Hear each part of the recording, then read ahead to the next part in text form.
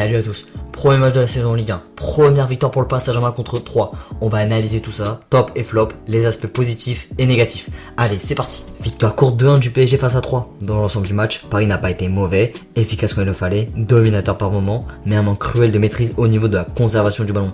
3 nous a surpris dès l'entame de match, sur un corner concédé indirectement par Kimpembe, qui avait réalisé une erreur défensive. Après ce but encaissé, on a vu des Parisiens aller de l'avant, réagir rapidement, beaucoup plus entreprenants et confiants. Tout ça grâce à Achraf Hakimi, qui a fait encore une fois un super match, qui a mis un super but sur une reprise de volée, pas sublime d'Ander Herrera.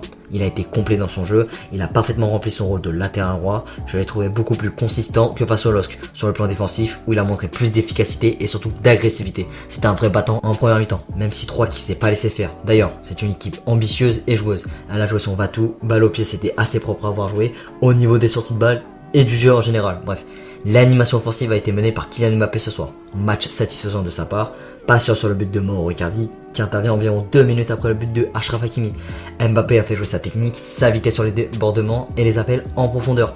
Il a eu plusieurs occasions, malheureusement en vain pour lui ce soir. Icardi revient, c'est un peu les montagnes russes avec lui au niveau des prestations, mais son match était intéressant. Il est buteur dans un premier temps, dans un second temps, son pressing était régulier et dans un troisième temps, on a vu un Icardi collectif, dans le sens où il a décroché et il s'est rendu disponible plusieurs fois pour ses coéquipiers. Il n'est pas resté passif dans l'animation offensive parisienne.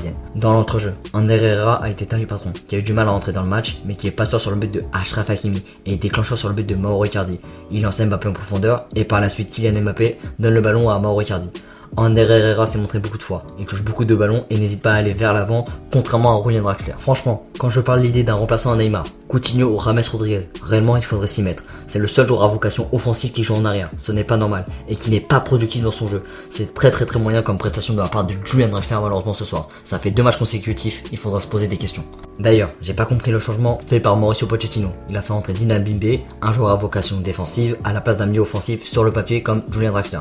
Tu as un jeune comme Xavi Simons, ou des joueurs intéressants comme Rafinha ou Pablo Sarabia, et tu les fais pas rentrer. Ce n'est pas normal, je ne le comprends pas. En tout cas, c'est incohérent. Il a voulu sûrement sécuriser le match d'un point de vue défensif, mais c'était pas la folie et peut-être pas la meilleure solution. Bref, pour en finir avec le milieu, j'ai vu que Herrera personnellement. Les débuts de Wijnaldum sont timides malheureusement, mais bon, c'est le début, j'ai confiance en lui. Défensivement, il y a des choses intéressantes et d'autres non. Commençons par le positif. Hakimi, on en a parlé, très bonne prestation, de sa part rien à ajouter. Mais il faut commencer à prendre au sérieux Thilo Kehrer, qui a réalisé un match intéressant. Il est rapide, il a un don d'anticiper le jeu adverse, et comme on l'a vu à ses débuts au Paris Saint-Germain, il est agressif et n'hésite pas à aller au contact.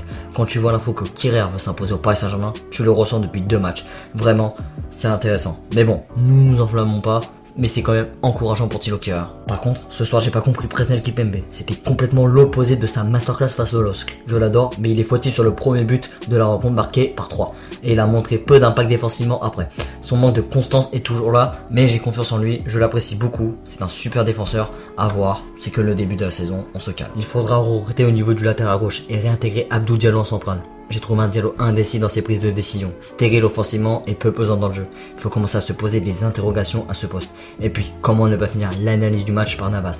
Un match encore une fois exceptionnel. Homme du match avec Hakimi. Sans lui, on termine sûrement le match, pas avec le sourire malheureusement. Mais merci Kylian Navas, toujours là quand on en a besoin. Pour conclure, Paris est encore dans l'entame de la saison. Il y a eu une réaction par rapport à la défaite du trophée des champions, mais il y a eu clairement un manque de maîtrise constant au niveau du jeu. On attendait un Wijnaldum dans ce rôle, mais il était absent, trop timide.